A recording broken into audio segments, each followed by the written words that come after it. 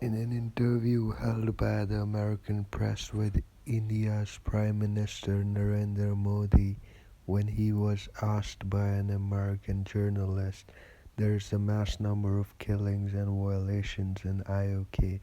How do you address this human rights issue where humanity is on the stake? Narendra Modi replied that you Britishers should not teach us humanity, neither should interfere in the internal matters of our country. To which the reporter argues, saying, but it's a human rights issue.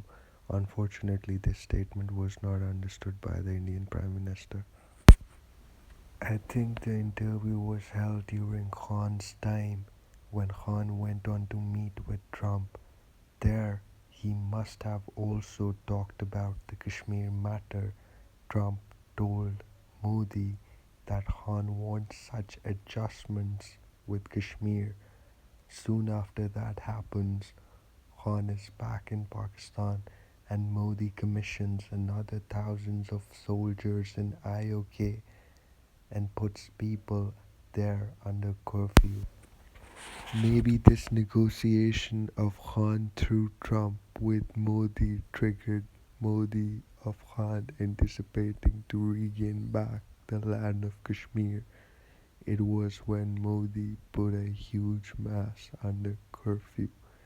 Khan then goes on the international media, even at the United Nations, revealing Modi's vicious nature and his relations with the terrorist party RSS. So people could believe what kind of a nature Modi holds and what are his malicious intentions as far as Kashmir is concerned, so the world could witness the injustices they performed by locking up people in Kashmir. It was a strong speech based on 4 points, one of them being the injustice the Indian government is committing with people in Kashmir. It was through this also that international media got some education about the atrocities being committed outside of their knowledge. I think it could be these times when Narendra Modi was interviewed on international media so as to know his standing on this matter, or it could be times before Khan, as the Kashmir issue has always been an issue of civil rights violations from India, and here is what he had to say: a purely nationalist approach as opposed to humanistic. What is the opposite of humanistic? Modi got to know Khan is having plans to meet and talk about Kashmir with influence, leading Modi to hand over Khan Kashmir. Modi knew the kind of influential personality Khan holds, and that's why before it could directly happen, it happened indirectly. Khan went to the USA and talked to Donald Trump about this matter. Trump being doing the mediation like in the case with Taliban's, but in this case India backed off as if the case needs no mediation and the final possession lies with India. Such a smart strategy by the Indians that they don't take the Indian occupied territory as occupied, rather take it as their own territory. When Modi says it's our own internal matter, well, the matter has been pending since the United Nations order of settlement of the territory between India and Pakistan. It says the matter of Kashmir is to be settled between India and Pakistan. How can there be nothing to settle then?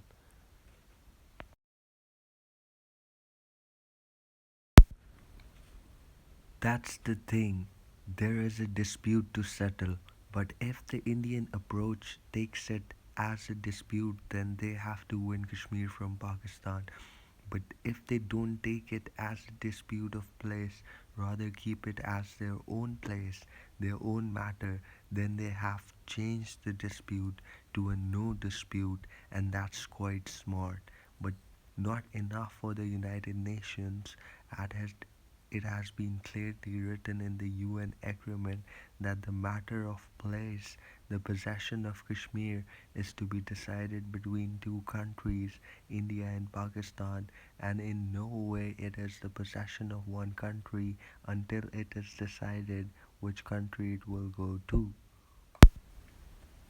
Now the Indians wanna escape this agreement with their $1 million working in alliance with America and the United Nations being influenced under vetoes. How could they possibly teach the illiterate with billions in bags? The illiterate throws money and does business with you to produce money. How would you teach them humanity when you would they would persuasively manipulate you and take the topic to money, and you are then silent? Vetoes be like, how can we say to that country anything? They are the bigger producers of this thing. It's just like I accept you if you have money, no matter if you don't have respect or not. Just because India is a stronger contributor, the giant countries, vetoes won't say much to them, no matter if they are manipulatively wretched. So just because they have the money, therefore forgive their sins.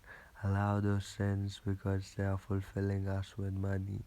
How could you kill your own internal people, as you say, internal matters of the country, just like that?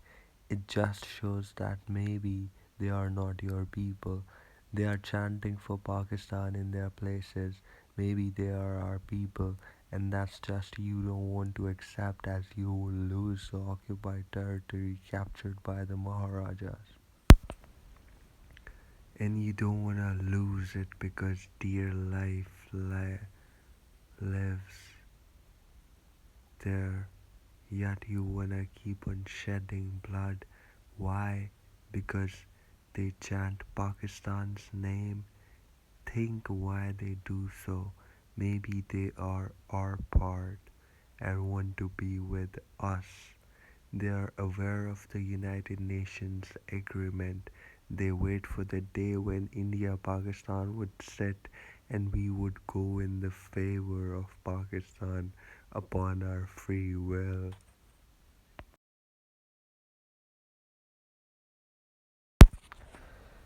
And this is why the Indian government is afraid that in fact the free will of the Kashmiris is their very problem. Their free will is to be Pakistani and be with them. Well, this irritates India and they should, and call this an internal affair that the piece of land belongs to Indian territory and there is no settlement to be made. Why are they still chanting for Pakistan?